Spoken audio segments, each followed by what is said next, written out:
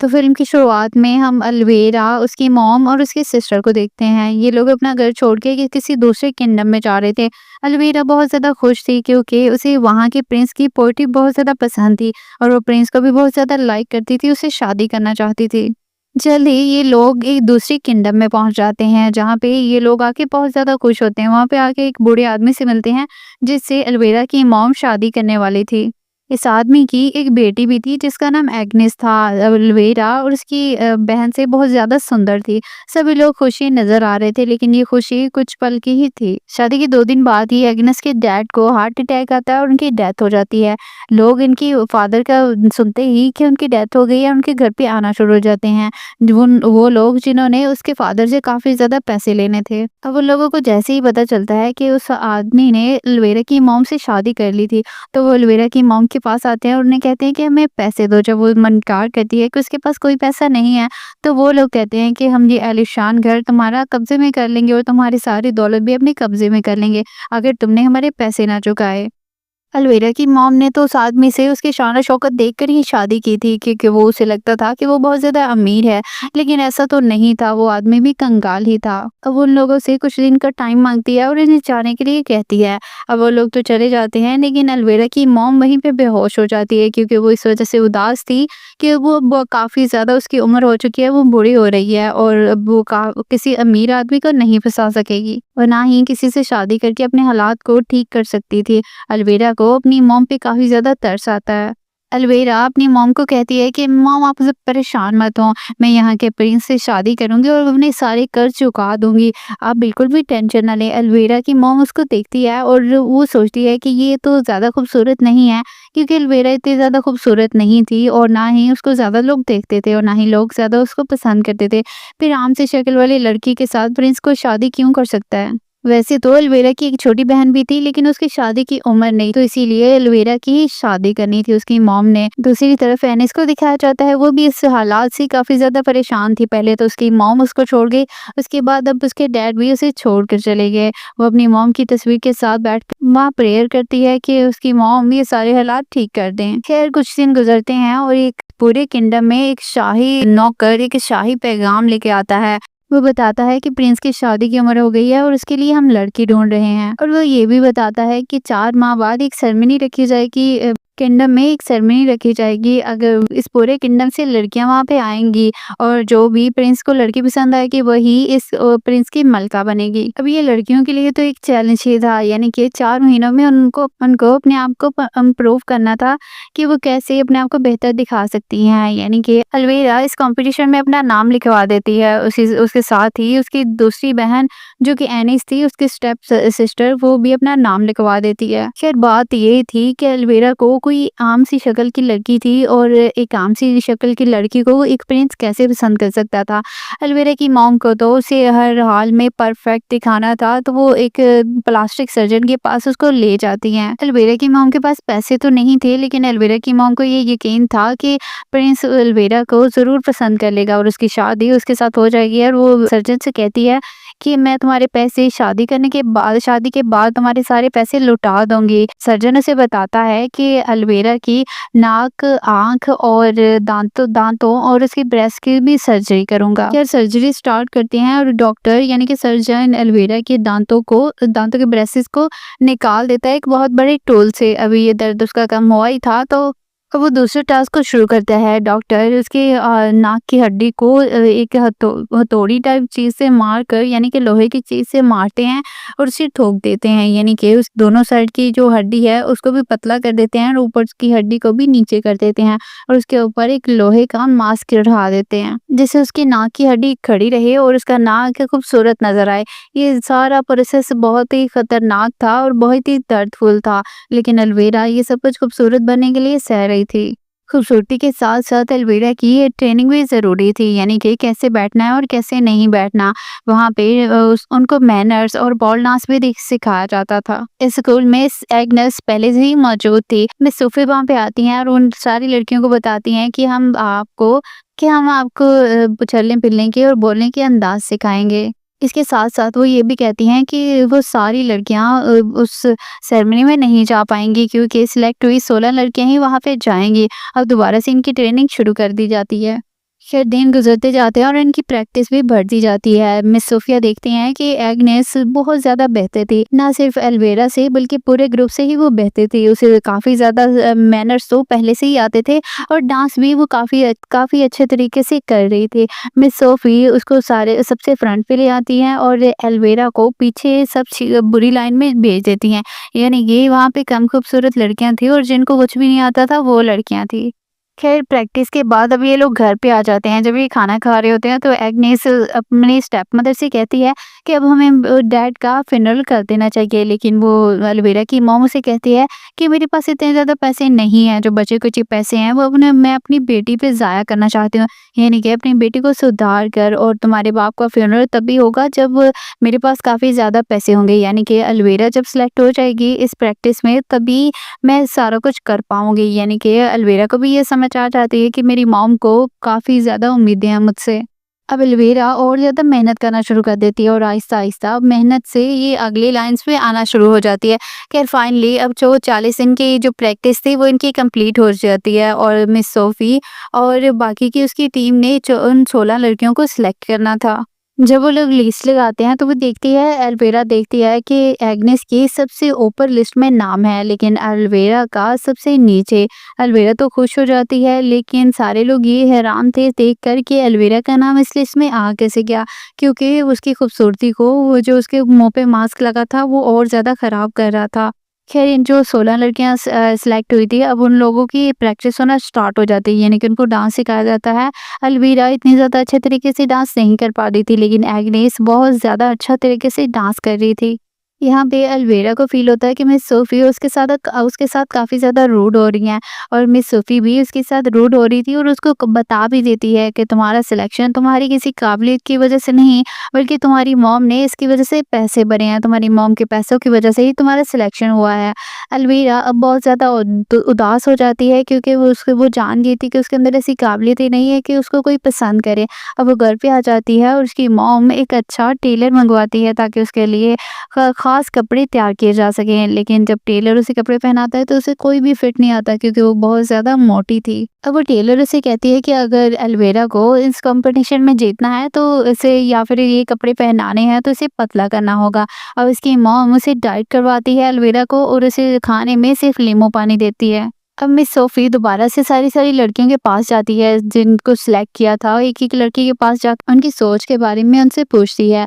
यहाँ पे एग्नेस सबसे फर्स्ट नंबर पे आई थी लेकिन जब वो अलवेरा के पास आती हैं तो वो सोचकर, यानी कि उसकी सारी बातें सुनकर मिस सोफ़ी को बहुत ज़्यादा तरस आता है उस पे कि कैसे वो इस दुनिया में रहने के लिए अपने आप को सर्वाइव कर रही थी और कैसे तकलीफ़ पहुँचा रही थी अपने आप को। वो बताती है कि वो मोटी है। मिस सोफ़ी उसको एक कैप्सूल देती हैं जिसे वो कहती हैं कि अगर तुम खा लोगी तो जितना मर्ज़ी उसके बाद खाना खा लोगे तो तुम्हें ऐसे लगेगा जैसे कि तुम्हें भूख ही नहीं लगी।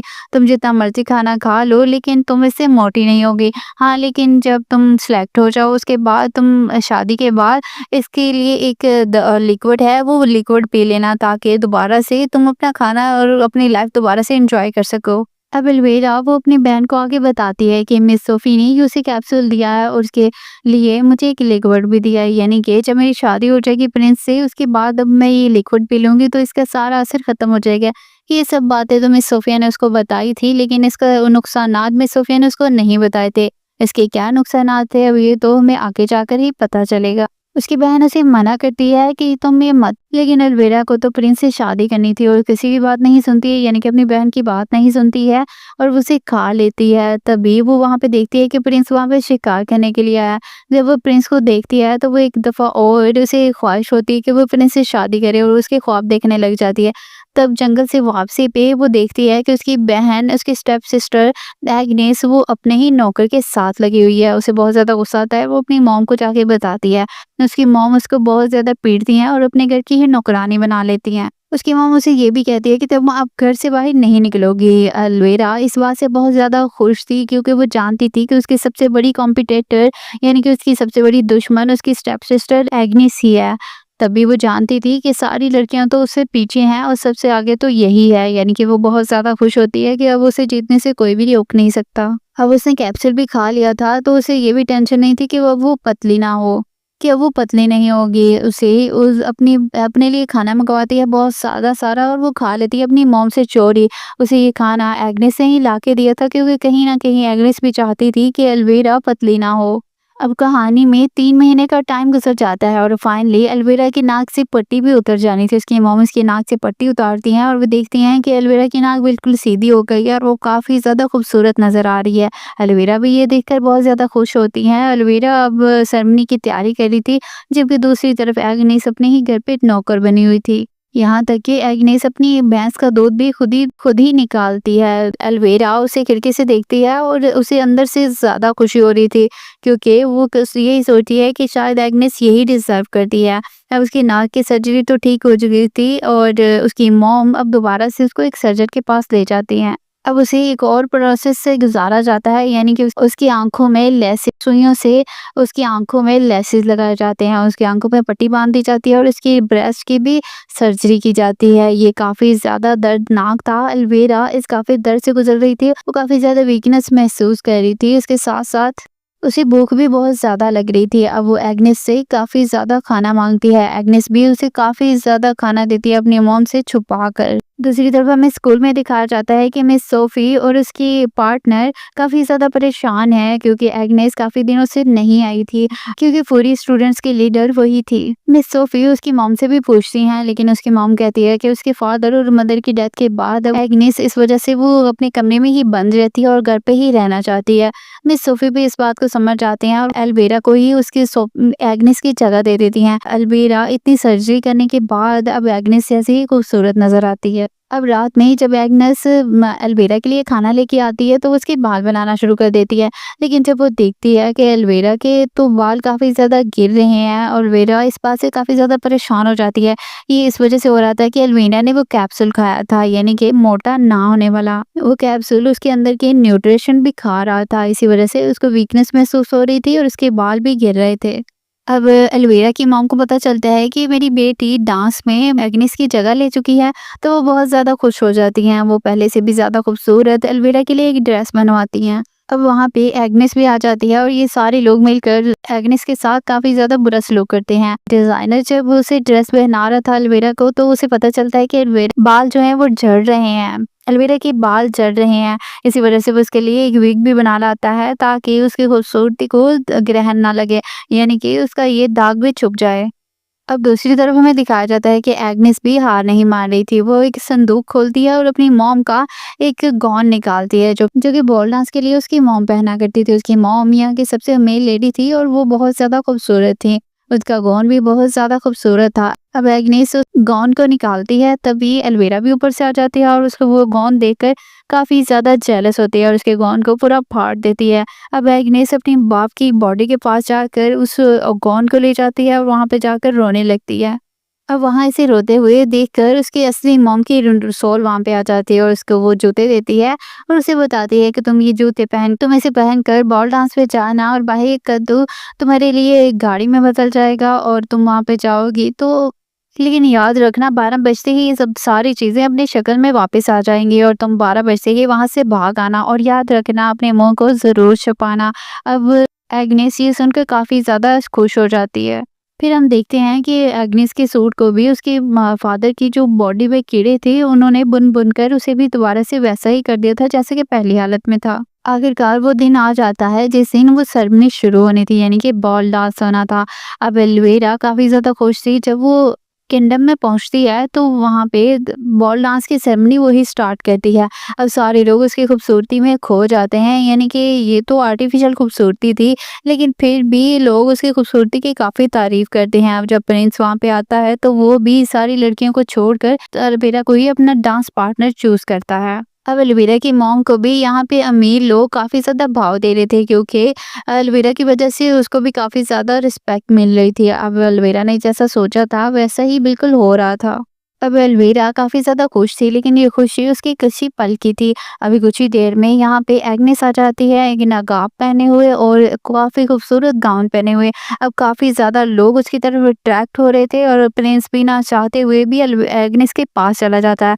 उसे उसके साथ डांस करना शुरू हो जाता है, लेकिन जब डांस खत्म होता है तभी एग्नेस नीचे की तरफ होती है और एलोवेरा उसे देख लेती है और उसे पहचान लेती है कि ये एग्नेस ही है और एग्नेस वहाँ से भाग जाती है, लेकिन प्रिंस भी उसके पीछे भाग जाता है। अब वो वहाँ से भाग जाती है लेकिन प्रिंस उसको नहीं पकड़ पाता, लेकिन वो वहाँ पे अपना जूता छोड़ जाती है।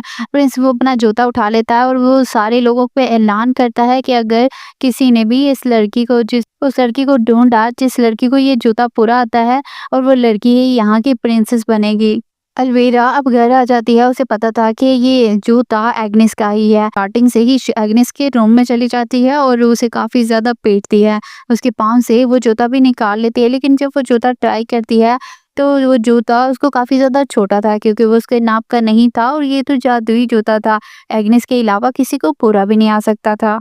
लेकिन अनजान और पागल एल्विरा अपने पाँव की उँगलियाँ ही काट देती है, यानी कि वो पाँव की उँगलियाँ इसलिए काटती है कि वो जूता उसको फिट आ सके।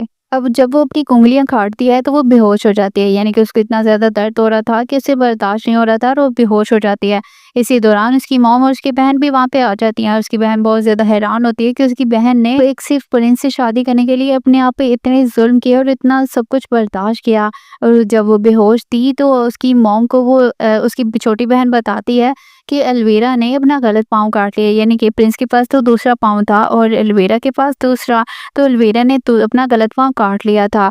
तभी उसकी मॉम उसका एक हथौड़ा उठाती हैं और उसका दूसरा पाँव भी काट देती हैं, ताकि जब प्रिंस जूता लेने लेके आए तो उसको पाँव फिट आ सके। अब एलिविरा की छोटी बहन को काफ़ी ज़्यादा अपनी बहन पे तरस आ रहा था और उसे मॉम पे गुस्सा भी आ रहा था कि अपने उसकी मॉम पैसे के लिए इतनी अंधी हो गई कि उसने अपनी बेटी को इतनी ज़्यादा परेशान किया और इतनी ज़्यादा तकलीफ दी। अब एलिविरा तो बेहोश थी। अब 2 दिन बाद जब उसकी आँख खुलती है तो उसकी इस अनाउंसमेंट से आँख खुलती है कि उसको बताया जा रहा था एक ऐलान में कि प्रिंस खुद उनके गेट की तरफ आ रहा है वो जूता चेक करने के लिए। अब ऐलान सुनते हुए एल्विरा चल तो सकती नहीं थी, लेकिन वो गिर जाती है बेड से और रेंगते-रेंगते सीढ़ियों से नीचे जाने लगती है, लेकिन सीढ़ियों से नीचे तो वो उतर नहीं सकती थी, तब भी वो घिसक-घिसक के सीढ़ियों से नीचे उतरती है। अब उसका मुँह भी उल्टा हो चुका था और वो उल्टे मुँह से देखती है कि एग्नेस वही गाउन पहने हुए खड़ी है, जो कि एग्नेस एल्विरा ने उसका खुद गाउन फाड़ा था, यानी कि एग्नेस का गाउन फाड़ा था।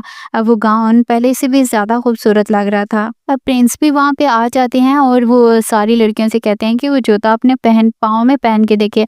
एग्नेस जब पहनती है तो उसको जूता फिट आ जाता है। प्रिंस बहुत ज़्यादा खुश होता है और उसको अपने साथ अपने महल में ले जाने लगता है और उसके साथ शादी की अनाउंसमेंट करता है। अब एल्विरा की हालत बहुत ज़्यादा ख़राब थी, वो बहुत ज़्यादा फूट-फूट कर रोने लगती है क्योंकि प्रिंस की वजह से उसने ये सब कुछ किया, लेकिन वो प्रिंस को भी हासिल नहीं कर पाई। उसकी बहन वहाँ पे आती है और उसको वो एंटीट्यूड देने लगती है, जो कि मिस सोफी ने उसको दी थी, यानी कि बिना भूख लगने वाला जो कैप्सूल उसने खिलाया था, उसके लिए जो एंटीट्यूड देना था वो उसकी बहन उसको देती है और उसके मुँह से एक बहुत बड़ा एक एंटीट्यूड निकलता है। अब एल्विरा की बहन उसको खींचकर अपने साथ ले जाती है, उसको मोटे कपड़े पहनाती है और उसको घोड़े पे बिठाती है। वो वहाँ से जाने लगती हैं ताकि उनकी लालची मॉम उनको किसी और गलत काम में यूज़ ना कर सके और दोबारा से इस तरह के गलत काम ना करवा सके। वो दोबारा से अपनी लाइफ की नई शुरुआत कर सके, इस वजह से वो वहाँ से चली जाती हैं, अपनी मॉम को अकेला वहाँ पे छोड़कर। इसी के साथ ही ये मूवी एंड हो जाती है।